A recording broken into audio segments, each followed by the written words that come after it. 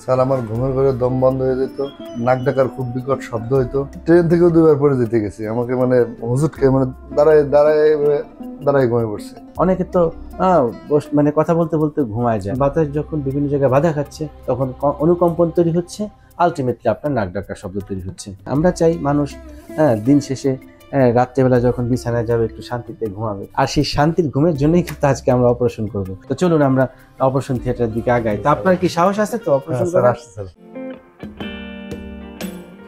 অনেকে আমার কাছে বলে যে স্যার আমার নাক ডাকার মাত্রা এতটা বেশি যে আমি এখন আর পারছি না, আমার আশপাশের লোকজন এখন আমাকে আর তাদের মাঝে ভিড়তে দিচ্ছে না, পরিবারের কেউ আমার সাথে ঘুমাতে চায় না, আর স্ত্রী তো এখন আমার সাথে আর কথাই বলে না, পাশের ঘরে ঘুমাচ্ছে, বাচ্চা কাচ্চারা ভয় পায়, আমি বন্ধু বান্ধব থেকে এখন বিচ্যুত হয়ে গেছি, পরিবার থেকে বিচ্যুত হয়ে গেছি, সংসার থেকে বিচ্যুত, এখন আমি যাব কোথায়?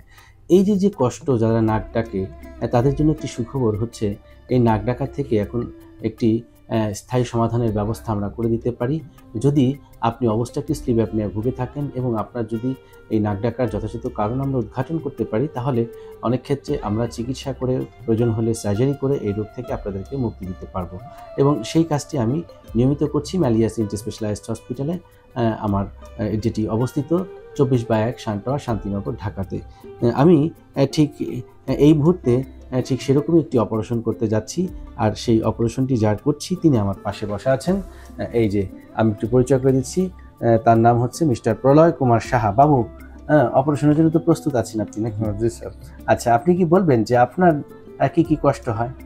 স্যার আমার ঘুমের ঘরে দম বন্ধ হয়ে যেত, তারপরে ঘুমের ঘরে মানে অনেক নাক ডাকার খুব বিকট শব্দ হইতো, খাবার হজম হয় না, মানে সবসময় ঝিমঝিম লাগে, শরীর দুর্বলতা কাজ করে। স্যার আমি 10 বছর যাবৎ এতে ভুগতেছি। এরপরে স্যার আমি একটা সিপ্যাপ মেশিন 3 বছর ব্যবহার করতেছি। এখন আমি স্যার আপনার কাছে আসছি, এখন যেভাবে আমি থেকে মুক্তি চাই। যারা এরকম নাক ডাকার সমস্যায় ভুগছে তাদের কিন্তু অবস্ট্রাকটিভ স্লিপ অ্যাপনিয়া হয়, অর্থাৎ ঘুমের মধ্যে দম নিতে কষ্ট হয়, যে কন্ডিশনটিকে বলছি আমরা অবস্ট্রাকটিভ স্লিপ অ্যাপনিয়া।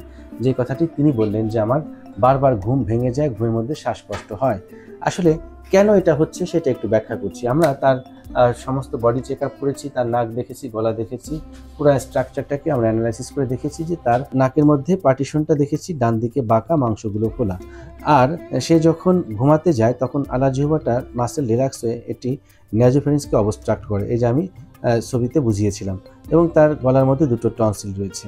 তা আপনারা একটু খেয়াল করুন, নাক দিয়ে যখন বাতাস ঢুকবে, এই পথটা যখন বন্ধ থাকবে তখন শ্বাস কিন্তু ঠিক মতন ঢুকবে না শ্বাসনালীতে, কারণ আলাজিহ্বাটা এটাকে ফল ব্যাক করে আটকিয়ে দিচ্ছে। তখনই তিনি হা করে ঘুমানোর চেষ্টা করছে, কিন্তু মুখের মধ্যে তো বড় বড় টনসিল রয়েছে, যে কারণে আলটিমেটলি বাতাসগুলো ঠিক মতন না যেতে পারছে না, বের হতে পারছে, কারণ বাতাস যখন বিভিন্ন জায়গায় বাধা খাচ্ছে তখন অনুকম্পন তৈরি হচ্ছে, আলটিমেটলি আপনার নাক ডাকার শব্দ তৈরি হচ্ছে।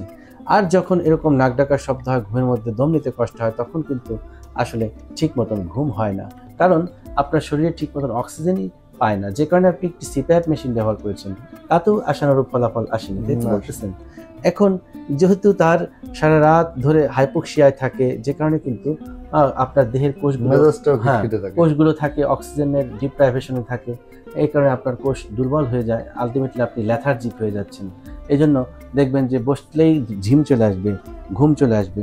অনেকে তো মানে কথা বলতে বলতে ঘুমায় যায়, দোকানে বসছেন ঘুমায় পড়ছেন, তাই না? অনেকে টয়লেটে বসে ঘুমায় পড়ছে, যারা ড্রাইভিং করছে, যারা গাড়ি চালাতে চালাতে ঘুমিয়ে যাচ্ছে এবং ঠাস করে বাড়ি খেয়ে। সবগুলোই আমার সঙ্গে হয়েছে। ট্রেন থেকেও 2বার পরে যেতে গেছি, আমাকে মানে হুজুট খেয়ে মানে দাঁড়ায় দাঁড়ায় দাঁড়ায় ঘুমিয়ে পড়ছে। এর বাইরে সামাজিক পারিবারিক কলহ তো আছেই। আপনারা জেনে অবাক হবেন যে বহির্বিশ্বে কিন্তু এইরকম স্নোরিং ইনডিউসড সেপারেশন হয়ে যাচ্ছে, অর্থাৎ যারা নাক ডাকছে তাদের মধ্যে স্বামী স্ত্রীর বিচ্ছেদ পর্যন্ত ঘটে যাচ্ছে। তারপর বন্ধু মহলে কিন্তু আসলে অনেক হাসি তামাশা ঠাট্টা হয়, আত্মীয় স্বজন কিন্তু এটাকে ভালোভাবে নেয় না, অনেকে তো আসলে লজ্জায় কোনো বাড়িতে বেড়াতেই যায় না, এরকম আমার হয়তো স্যার আপনার এরকম হয়। এরপরে স্যার আমার মেশিন নিয়ে আমার কারো বাড়িতে যাই এইভাবে ঘুমাইতে হয়, নাহলে আমি যাই না সেখানে, তাই না? এই যে একটা লজ্জা, এই যে একটা হীনমন্যতা, এই যে একটা মানে কি বলবো যে অস্বস্তিকর একটা পরিবেশ বা মানে মানসিক অবস্থা, এটা কিন্তু আসলে আমরা চাই না। আমরা চাই মানুষ দিন শেষে রাত্রেবেলা যখন বিছানায় যাবে একটু শান্তিতে ঘুমাবে, তাই না? সেই ঘুমটা যেন শান্তির ঘুম হয়। আর সেই শান্তির ঘুমের জন্যই কিন্তু আজকে আমরা অপারেশন করব।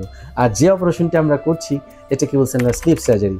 আর স্লিপ সার্জারির বেশ কতগুলো কম্পোনেন্ট থাকে, ন্যাজাল কম্পোনেন্ট, ওরাল কম্পোনেন্ট। নাকের মধ্যে আমরা বাঁক হাড়টাকে সোজা করবো, মাংসটাকে চাপাবো, আর গলার মধ্যে আমরা টনসিল ফেলে দিয়ে আপনার আলাজিহ্বার মাথাটাকে কিঞ্চিত ছোট করব আর ফ্যারিঙ্গোপ্লাস্টি করে দেবো, যেটাকে বলছি আমরা রিলোকেশন ফ্যারিঙ্গোপ্লাস্টি। এই কাজটি করার মাধ্যমে আমরা আশা করছি তিনি তার এই কষ্ট থেকে পরিপূর্ণভাবে মুক্তি পাবেন। তো চলুন আমরা অপারেশন থিয়েটারের দিকে আগাই। তো আপনার কি সাহস আছে তো অপারেশন করার? হ্যাঁ, সাহস আছে। আপনি সাথে থাকলে আছে, হ্যাঁ, মানে সাথে থাকলে আচ্ছা, সাথে তো থাকবোই, কারণ অপারেশনটা তো করবো আমি, তাই না? তো ভিউয়ার্স, এই হচ্ছে একটি স্লিপ সার্জারির কিছু কথা। আমার মনে হয় যারা নাক ডাকেন তারা এই ভিডিওটি দেখতে পারেন, আপনারা তাহলে সচেতন হবেন। আসলে আমরা সচেতন হই, কারণ এই সচেতনতা করে আমাদেরকে মুক্তি দিতে। Thank you very much for watching this video.